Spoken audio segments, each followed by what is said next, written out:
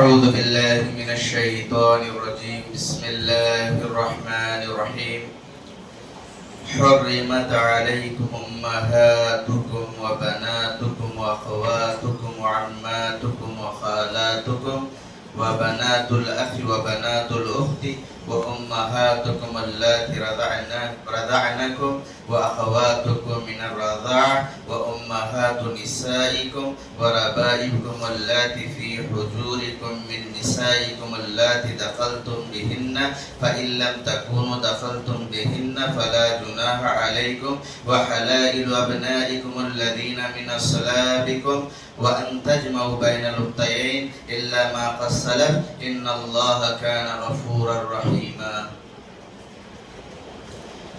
برادران اسلام، خواتین اسلام، اللہ رب العالمین کا بے انتہا شکر احسان ہے کہ اس نے ہمیں ماہ رمضان نصیب فرمایا. صحت و عافیت کے ساتھ اللہ رب العالمین نے ہمیں روزہ رکھنے کی توفیق دی. روزہ رکھ کر کے ہم نے روزے کی حالت میں جو کچھ عبادتیں کی ہیں اللہ کی رضا کے لیے، دعا ہے اللہ تعالی ہماری جملہ عبادتوں کو قبول فرمائے، آمین.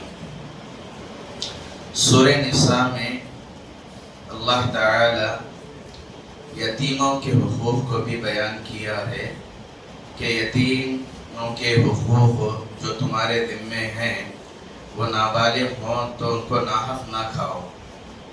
جب وہ بالغ ہو جائیں تو ان کے اموال ان کے حوالے کر دو. وآتوا الیتامی اموالہم، یتیموں کے مال انصاف کے ساتھ ان کے حوالے کر دو. آگے چل کر کے اللہ تعالیٰ نے سورہ نساء میں تعداد زواج، ایک مرد کتنے شادیاں کر سکتا ہے. بیک وقت ایک مرد 4 شادیاں کر سکتا ہے. اس کی زندگی میں بیک وقت 4 بیویاں ہو سکتی ہیں، لیکن انصاف کرنا ہے. اللہ رب العالمین کا فرمان ہے فَانْكِحُوا مَا طَابَ لَكُم مِّنَ النِّسَاءِ مَثْنَىٰ وَثُلَاثَ وَرُبَاعَ فَإِنْ خِفْتُمْ أَلَّا تَعْدِلُوا فَوَاحِدَةً. اللہ رب العالمین نے حکم دیا اگر تم کرنا چاہو تو ایک کے بعد دوسری کرو، تیسری کرو، چوتھی کرو. فَإِنْ خِفْتُمْ أَلَّا تَعْدِلُوا، اگر تمہیں خوف ہے، ڈر ہے کہ تم ان کے درمیان انصاف نہ کر سکو، فواحدہ، اللہ کہہ رہا ہے ایک پہ اکتفا کر لو، ایک کے حقوق ادا کر لو. رسول اللہ صلی اللہ علیہ وسلم کی ایک حدیث بیان کر کے ہم آگے بڑھتے ہیں. پیارے نبی صلی اللہ علیہ وسلم نے فرمایا وہ شخص جو ایک سے زائد شادیاں تو کرتا ہے لیکن وہ انصاف نہیں کرتا، دونوں کے درمیان انصاف نہیں کرتا، کسی ایک کی طرف مائل ہوتا ہے، کسی ایک پر ساری محبتیں نچھاور کرتا ہے، کسی ایک کے حقوق ادا کرتا ہے، ایک کے گھر میں اس کے کھانے پینے کا، اس کے جائز خواہشات کا سب کچھ وہ خیال کرتا ہے اور دوسری کو لٹکائے رکھتا ہے، نہ اس کے پاس جاتا ہے، نہ اس کے حقوق ادا کرتا ہے، نہ اس کے بیوی بچوں کا خیال کرتا ہے. سن لیجئے حدیث کیا کہتی ہے.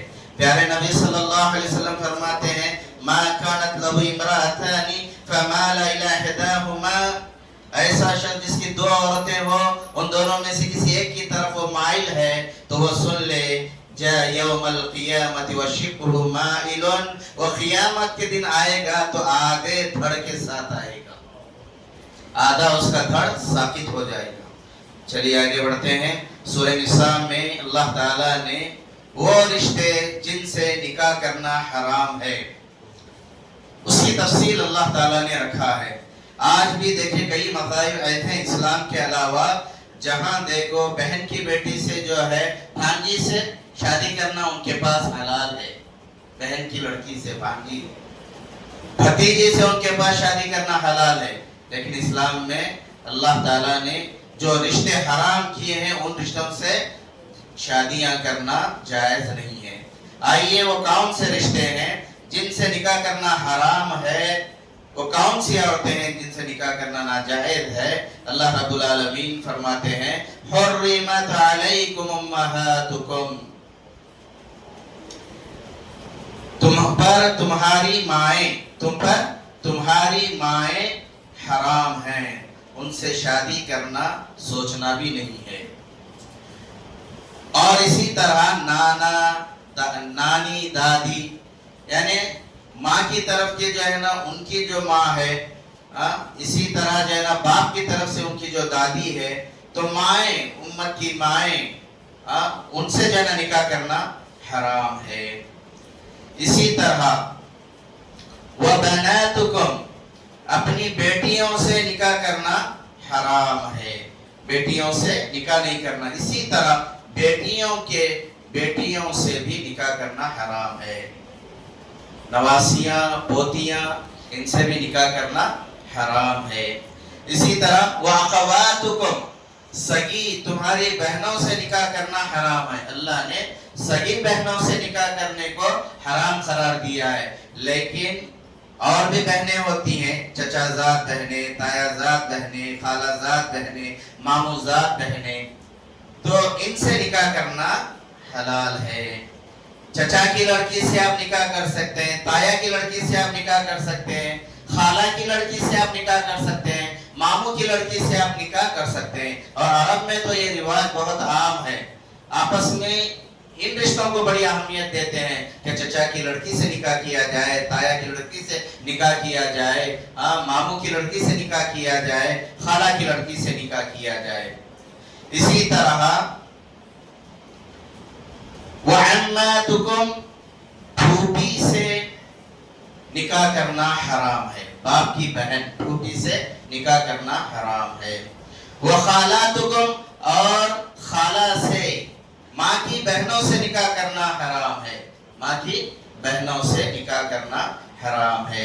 وَبَنَاتُ الْأَخِي اور بھتیجیوں سے نکاح کرنا حرام ہے۔ بنات الاخ کہتے ہیں بھائی کی لڑکیاں، بھتیجی جو ہوتی ہیں ان سے نکاح کرنا حرام ہے۔ اور اسی طرح وَبَنَاتُ الْأُخْتِ بھانجیوں سے نکاح کرنا حرام ہے۔ اور اسی طرح وَأُمَّهَاتُكُمُ اللَّاتِي أَرْضَعْنَكُمْ اور رضاعی ماؤں سے نکاح کرنا حرام ہے۔ سگی ماں کا دودھ پینے کے علاوہ اگر کسی نے کسی اور عورت کا دودھ پیا ہے، اگر اس کا دودھ نہ پیتا تو وہ اس سے نکاح کر سکتا تھا۔ کسی بھی عورت کا اس نے دودھ پیا ہو بچپن میں، وہ رضاعی ماں کہلاتی ہے، رضاعی ماں سے نکاح کرنا حرام ہے۔ وَأَخَوَاتُكُم مِّنَ الرَّضَاعَةِ اسی طرح جس ماں کا اس نے دودھ پیا، جس عورت کا اس نے دودھ پیا اپنی ماں کے علاوہ، وہ رضاعی ماں کہلاتی ہے، اور اس کی جو بیٹیاں ہیں وہ اس کی رضاعی بہن کہلاتی ہے، اور رضاعی بہنوں سے بھی نکاح کرنا حرام ہے۔ اور اسی طرح وہ امہات نسائکم اور اپنی عورتوں کی ماؤں سے نکاح کرنا حرام ہے، یعنی ساس سے نکاح کرنا حرام ہے۔ وربائکم اللاتی فی حجورکم من نسائکم اللاتی دخلتم بہن اور اسی طرح وہ عورتیں جن سے تم نکاح کرتے ہو، وہ عورتیں جن سے تم نکاح کرتے ہو پہلے سے ہی وہ شادی شدہ تھی، مطلقہ یا بیوہ یا خلا شدہ سے آپ نے نکاح کیا ہو، اگر پہلے شوہر سے لڑکیاں ہو، اس کو بیٹیاں ہو، وہ تمہاری پرورش میں ہو یا نہ ہو، کسی اور کی پرورش میں ہو، ان سے نکاح کرنا حرام ہے، جس کو رضاعی جس کو سوتیلی بیٹی کہتے ہیں نا۔ ہاں تو آپ کی زندگی میں ایسی عورتیں ہیں پہلے شوہر سے اگر ان کو بیٹیاں ہو، تو بات سمجھ آ رہی ہے نا، تو ان سے نکاح کرنا حرام ہے۔ وَحَلَائِلُ أَبْنَائِكُمُ الَّذِينَ مِنْ أَصْلَابِكُمْ اور تمہارے بیٹوں کی بیویوں سے، سگے بیٹوں کی بیویوں سے یعنی بہو سے نکاح کرنا حرام ہے۔ اگر منہ بیلا بیٹا ہے تو اس کی بیوی سے آپ نکاح کر سکتے ہیں، منہ بیلا بیٹا کی بیوی سے نکاح کر سکتے ہیں۔ اگر اس نے طلاق دیا اس کو، کھلا لے لیا ہو اس نے، یا منہ بیلا بیٹے کا انتقال ہو گیا ہے، تو اس کی بیوی سے نکاح کر سکتے ہیں۔ سگے بیٹے کی بہو سے آپ نکاح نہیں کر سکتے۔ وَأَن تَجْمَعُوا بَيْنَ الْأُخْتَيَيْنِ اسی طرح دو سگی بہنوں کو آپ ایک جگہ جمع نہیں کر سکتے۔ بیک وقت دو بہنوں سے آپ نکاح نہیں کر سکتے۔ بیک وقت آپ دو بہنوں، ایک کو آپ نے نکاح میں لے لیا ہے، اپنی سالی سے نکاح نہیں کر سکتے۔ اور اسی طرح بیوی خالہ سے، بیوی کی بھانجی سے بھی آپ اس کے ہوتے ہوئے نکاح نہیں کر سکتے، ان کو بھی آپ جمع نہیں کر سکتے، بیوی اس کی خالہ کو جمع نہیں کر سکتے، بیوی اور اس کی پھوپھی کو جمع نہیں کر سکتے، بیوی اور اس کی بھانجی کو آپ جمع نہیں کر سکتے۔ یہ تھے چند رشتے اللہ تعالیٰ نے جو ہمارے درمیان حرام کیا، اللہ ما قد سلف، پہلے جس نے بھی کیا ہو اللہ تعالیٰ جو ہے معاف کرنے والا ہے، بڑا رحم کرنے والا، ان اللہ کان غفورا رحیما۔ تو پتہ یہ چلا کہ جو رشتے آپ کے سامنے اللہ تعالیٰ نے بیان کیے ہیں ان سے نکاح کرنا حرام ہے۔ اب یہاں چچی کا ذکر نہیں ہے اس میں، مامی کا ذکر نہیں ہے اس میں، ٹھیک ہے، بھابھی کا بھی ذکر نہیں ہے۔ چچی سے پردہ کرنا ہے، مامی سے پردہ کرنا ہے، بھابھی سے پردہ کرنا ہے، سالی سے پردہ کرنا ہے، کیونکہ ان سے رشتہ آپ کر سکتے ہیں۔ چاچا کا انتقال ہو گیا ہے، چاچا کی زندگی میں چچی نے طلاق لے لیا، خلا لے لیا، تو چچی سے نکاح کر سکتا ہے۔ ماموں کا انتقال ہو گیا، مامی نے طلاق دے دی ماموں نے مامی کو، اور مامی نے خلا لے لیا، تو آپ نکاح کر سکتے ہیں مامی سے۔ اسی طرح بھائی کی بیوی، بھائی کا انتقال ہو گیا ہے، بھابھی نے طلاق لے لی، خلا لے لی، تو اس سے نکاح کر سکتے ہیں، بھابھی سے نکاح کر سکتے ہیں، کب؟ جبکہ نکاح ختم ہو جائے بھائی سے۔ اس لیے ان سے پردہ کرنا ہے۔ آج دیکھیں معاشرے میں چاچی سے پردہ نہیں ہوتا ہے، مامی سے پردہ نہیں ہوتا ہے، ٹھیک ہے، اور تو حساس رشتے ہیں۔ آج کل تو اتنی بے تکلفی ہے، کس میں ہے؟ بہنوی اور سالی میں کیا بولتا ہے؟ سالی آدھی گھر والی، نہیں بھائی، سالی آدھی گھر والی کبھی نہیں ہوتی۔ سالی سے پردہ کرنا ہے۔ سالی سے بے تکلفی کیا ہے معلوم؟ فتنے کا دروازہ کھول دیتی ہے، اور جو ہے رشتہ داریوں پہ جو ہے کالی تھوپ کر کے دیکھتے نہیں سنتے نہیں کہ جو ہے بیوی کی بہن سے عشق لڑایا، دونوں میں جو ہے نا وہ فتنہ کیا ہو گیا، جو ہے نا سالی کو لے کر کے بھاگ گیا۔ کیا سنتے نہیں ہیں کہ جو ہے دیور اور بھائی کے بیچ میں اللہ کے نبی صلی اللہ علیہ وسلم نے کیا فرمایا کہ تم عورتوں کی مجلس میں، عورتوں کے جو ہے نا ساتھ میل جول کرنے میں جو ہے نا تم بچو، تم بچو عورتوں کے مجلسوں میں جانے سے۔ خلوت میں کوئی عورت اکیلی ہو تو کمرے میں ان کے پاس جانے سے تم بچو۔ اللہ کے نبی صلی اللہ علیہ وسلم نے ہمیں بچنے کا حکم دیا ہے کہ وَإِيَّاكُمْ وَالدُّخُولَ عَلَى النِّسَاءِ، کہ عورتیں ہوں تنہا جو ہے نا ان کے پاس جانے سے تم بچو۔ ایک انصاری صحابی نے رسول اللہ صلی اللہ علیہ وسلم سے پوچھا فرائض الحم، اللہ کے نبی صلی اللہ علیہ وسلم دیور سے متعلق آپ کا کیا خیال ہے؟ دیور بھابھی کو ماں مانتا ہے، بھابھی ماں نہیں ہوتی، بھابھی ماں نہیں ہوتی۔ بیوی کے ساتھ دیور باتیں کر رہا ہے اور جو نا بھائی دیکھ کر کے جا رہا ہے، یہ سوچے بھائی ہے میرا، بھابھی ماں کے سامان ہے، نہیں ہے میرے بھائی۔ اللہ کے نبی صلی اللہ علیہ وسلم نے کیا کہا، ذرا غور سے سنو، الحم الموت، الحم الموت، بھابھی موت کے مانند، دیور موت کے مانند ہے بھابھی کے لیے۔ ماں سے جس طرح ڈرتے ہو اس طرح جو ہے نا عورت کو اپنے دیور سے ڈرنا چاہیے۔ خلوت میں بھابھی دیور بے تکلف نہیں ہونا چاہیے، دونوں کے درمیان بے تکلفی نہیں ہونا چاہیے۔ دیور سے بھابھی کا پردہ کرنا ضروری ہے، لازمی ہے۔ جب مشترک خاندان ہوتے ہیں، جب جو ہے نا کھانا دینے کے لیے آ رہے ہیں، سب بیٹھ کر کے کھا رہے ہیں، تو پردہ کر کے آنا چاہیے، پردہ کر کے آنا چاہیے، دیور سے پردہ کرنا چاہیے۔ اللہ کے نبی نے کہا الحم الموت۔ میرے بھائیو، اسی طرح جو ہے آپ سنتے ہیں کہ نوکر نے مالک کی بیوی کو لے کے بھاگ گیا۔ کیا ہوتا ہے؟ نوکر ہوتے ہیں گھروں کے اندر، مت چھوڑو ان کو۔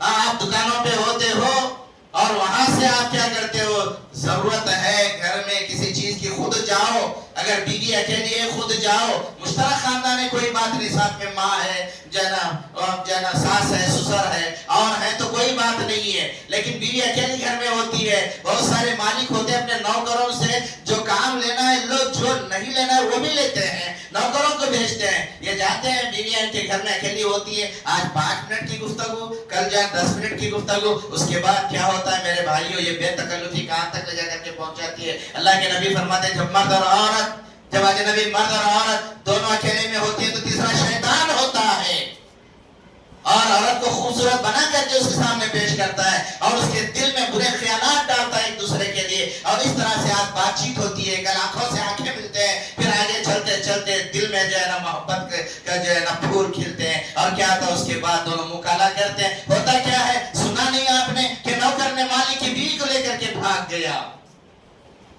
تو اسلامی جو تعلیمات ہیں اس کا پاس و لحاظ رکھیں، اس کا پاس و لحاظ رکھنے میں ہی پاکیزہ جو ہے نظام سامنے آئے گا، پاکیزہ خاندان جو ہے بنیں گے، اور جو ہے خاندان میں پاکیزگی ہوگی میرے بھائیوں، رشتوں میں پاکیزگی ہوگی۔ اسلامی تعلیمات کا لحاظ پاس و لحاظ رکھنا چاہیے، اور جو کچھ جو ہے احکامات میں نے آج بیان کیے رشتوں سے متعلق، اللہ تعالیٰ سے دعا ہے کہ اللہ تعالیٰ ہمیں اور آپ کو صحیح معنوں میں قرآن کو پڑھنے سمجھنے اور عمل کرنے کے لیے توفیق عطا فرمائے۔ اللہ تعالی ہمارے روزوں کو قبول فرمائے، اللہ تعالی ہماری جملہ عبادتوں کو قبول فرمائے۔ اللہ تعالی آنے والے دنوں میں روزے رکھ کر کے زیادہ سے زیادہ قرآن کی تلاوت کرنے، اذکار کرنے، نیکیاں کرنے، صدقات و خیرات کرنے کے لیے توفیق عطا فرمائے۔ جب تک زندہ رکھے اسلام اور ایمان کے تابع رکھے، جب موت ہے تو ایمان پر دے۔ وآخر دعوانا الحمدللہ رب العالمین۔